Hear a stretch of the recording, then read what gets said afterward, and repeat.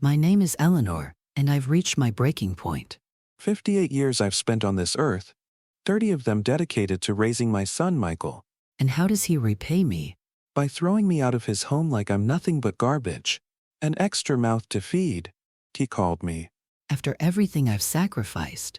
After every tear I've shed for that boy.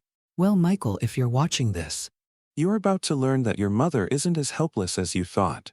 You pushed me too far and now you're going to regret it. before we continue, if you enjoy stories about family drama and sweet revenge, make sure to click that subscribe button. This is the best way for you to support our work. Thank you very much, and let's continue. It all started 3 months ago.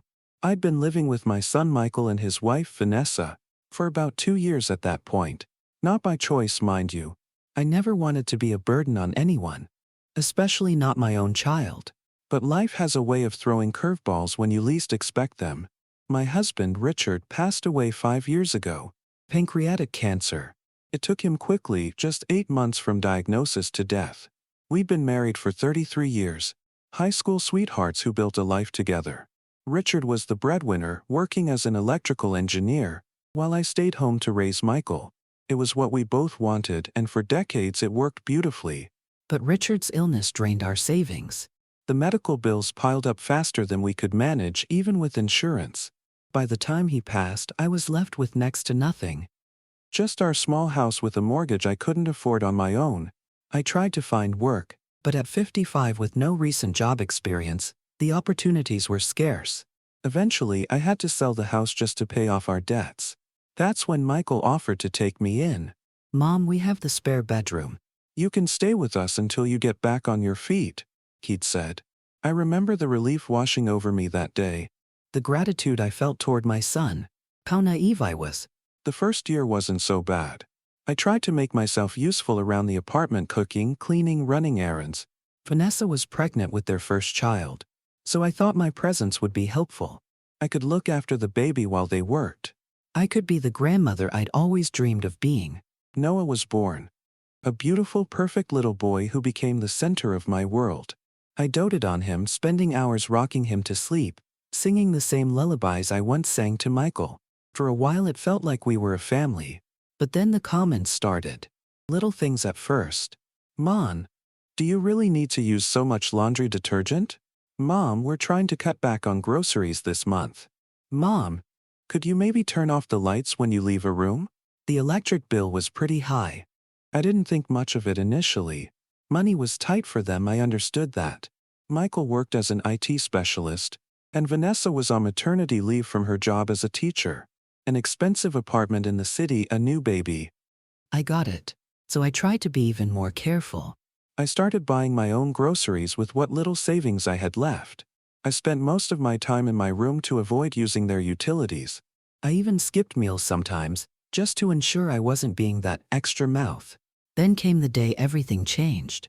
I was in the kitchen making myself a simple sandwich when I overheard them talking in the living room. They didn't know I was home. I'd returned early from my walk. We can't keep doing this, Michael, Vanessa was saying, her voice tight with frustration. Your mother has been here for over a year now. When is she going to get her own place? What do you want me to do? Michael replied. She has no money, no job prospects. That's not our problem. We have Noah to think about now.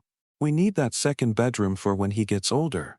And frankly, we can't afford to keep supporting an extra person. She's my mother, Vanessa. And Noah is your son. Who matters more to you? There was a long pause, and then Michael's response shattered my heart into a million pieces.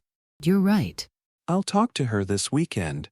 I stood frozen in the kitchen, the knife still in my hand. Mayonnaise smeared across the bread. My own son. My little boy who I'd nursed through chicken pox and heartbreaks, who I'd stayed up countless nights helping with homework, who I'd sacrificed my career for. He was choosing to throw me away like yesterday's trash. I quietly put down the knife and retreated to my room. Tears streaming down my face. I didn't eat that night. Or the next.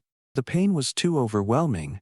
That weekend, just as he'd promised Vanessa, Michael sat me down for the talk.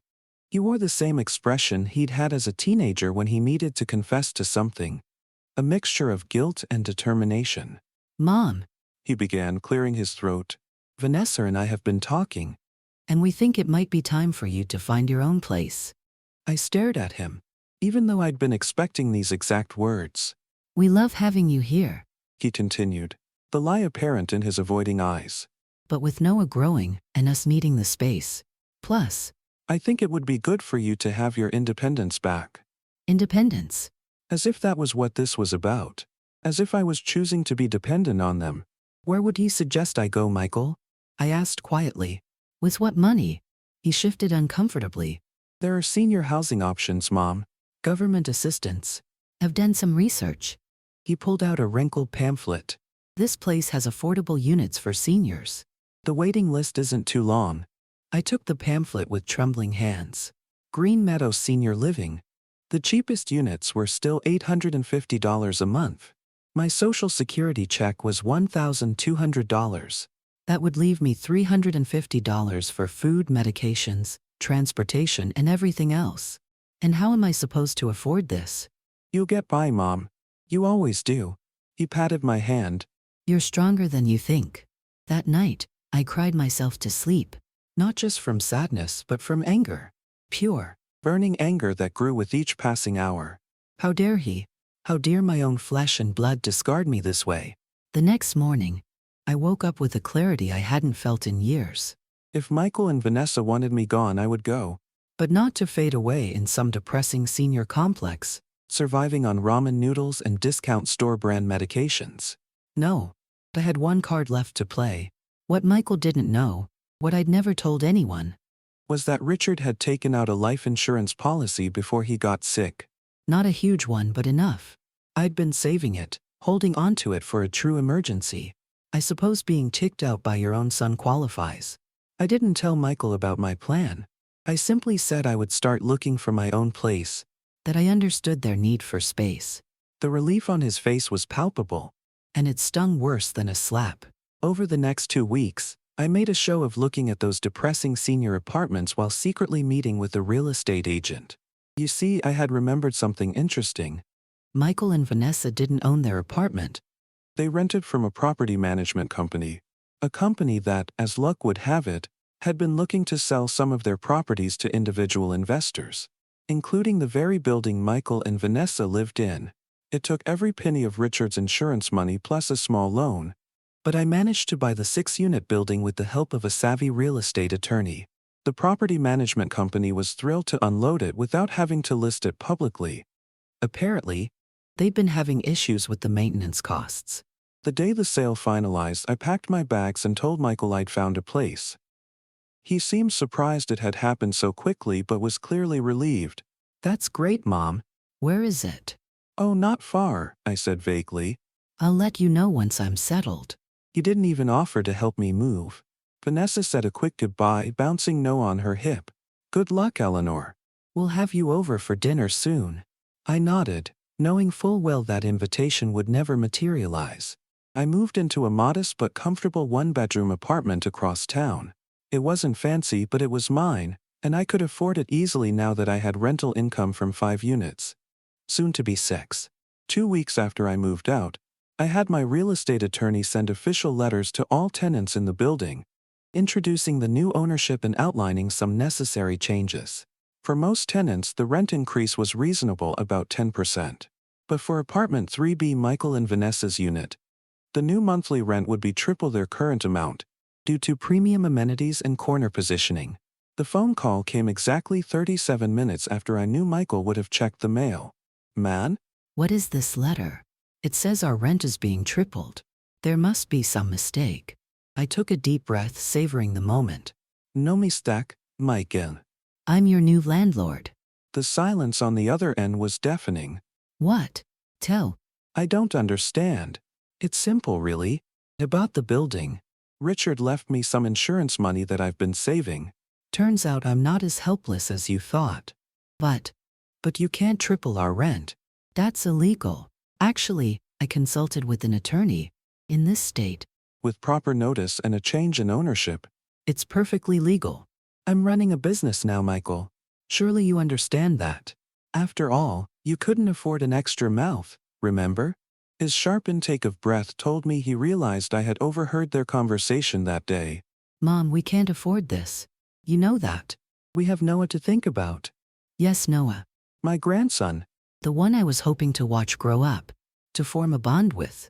The one you were using as an excuse to throw me out. It wasn't like that. Wasn't it? An extra mouth to feed. That's what Vanessa called me, and you agreed. After everything I've done for you. After every sacrifice I made. Mom, please. We can talk about this. We can work something out. I closed my eyes, feeling the weight of decades. The sleepless nights with a colicky baby. The scraped knees I'd bandaged. The heartbreaks I'd soothed. The college tuition I'd helped save for by taking on odd jobs while Richard worked overtime.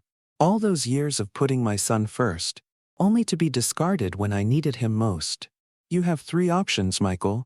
Pay the new rent, find another place, or... I paused. You can apologize. Truly apologize. And not just with words. With actions. Show me that you understand what family really means. What do you want from me? His voice was smaller now. I want you to remember who I am. I'm not just some burden, some financial liability. I'm your mother. I want you to treat me with the respect and love I deserve. I want to be part of your life. Part of Noah's life. I want you to make room for me. Not in your apartment, but in your heart. He was quiet for a long time. I could hear Vanessa in the background, demanding to know what was happening. I need time to think, he finally said. You have until the 1st of the month. I replied and hung up. For the next week, I heard nothing. I went about setting up my new apartment, making it cozy and mine. I joined a book club at the local library. I even applied for a part-time job at a florist shop down the street. Not because I needed the money anymore, but because I wanted something to do, people to talk to. Then on Sunday afternoon, there was a knock at my door. I opened it to find Michael standing there, holding Noah. The baby reached for me immediately, babbling gamma. His attempt at grandma. My heart melted, but I steeled myself. This wasn't about Noah. This was about Michael understanding what he had done. Can we come in? He asked. I stepped aside, letting them enter.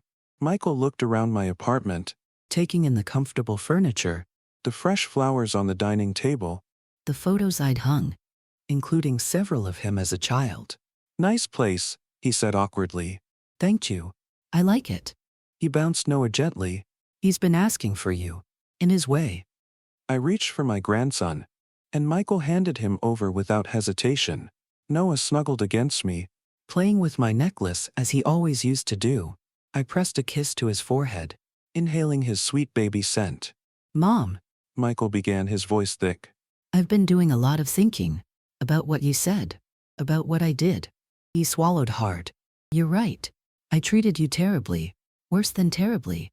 I let Vanessa pressure me. But that's no excuse. I'm a grown man. I should have stood up for you. I should have remembered everything you and Dad sacrificed for me. I said nothing. Just continued to rock Noah gently. When Dad died, and you lost the house, I should have done more. I should have helped you find a job, or talked to my company about positions you might qualify for. I should have treated you as what you are. The most important woman in my life. My mother. Tears were streaming down his face now. Instead, I treated you like a burden. An extra mouth. The truth is, I was selfish. We were stretched financially, yes, but we could have made it work. We should have made it work. Because that's what family does. I felt my own eyes welling up, but I held firm. And Vanessa? What does she think about all this? Michael sighed heavily. We've been talking. Arguing really all week. She was furious at first about the rent increase, but when I really laid out everything you'd done for me, for us, when I made her think about how she'd feel if her parents needed help and our son treated them that way. He shook his head. It led to some hard conversations, but good ones. She's embarrassed. Ashamed, really. We both are. So what are you saying, Michael? I'm saying I'm sorry. Truly deeply sorry. And I'm asking for your forgiveness, even though I don't deserve it. He hesitated. I'm also asking. Would you consider moving closer to us? Not with us. I understand if you want your own space now, but there's an apartment opening up in our building. The tenant in 2A is moving out next month. I looked down at Noah, who had fallen asleep against my chest, then back at my son. And the rent? What would that be? Whatever is fair. Whatever you decide. That Mom. I'm not asking as a tenant to a landlord. I'm asking as a son who misses his mother. As a father who wants his son to know his grandmother. I considered his words carefully.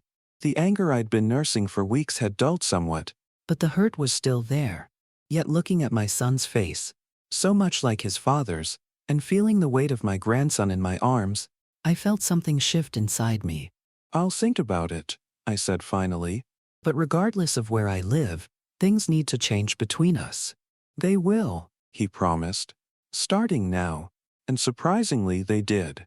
Over the next few weeks, Michael showed up regularly, sometimes with Noah, sometimes alone. He helped me hang curtains in my new place. He fixed the leaky faucet in my bathroom. He brought me grocery shopping and insisted on paying. Small things perhaps, but meaningful ones. Vanessa came too eventually. Her apology was awkward but seemed genuine. She brought me flowers and a handmade card from Noah with his tiny handprint inside. We had coffee together while Noah played on my living room floor, and for the first time I felt like she was actually seeing me. Not as an inconvenience or a burden, but as a person. As family. As for the apartment building, I kept it.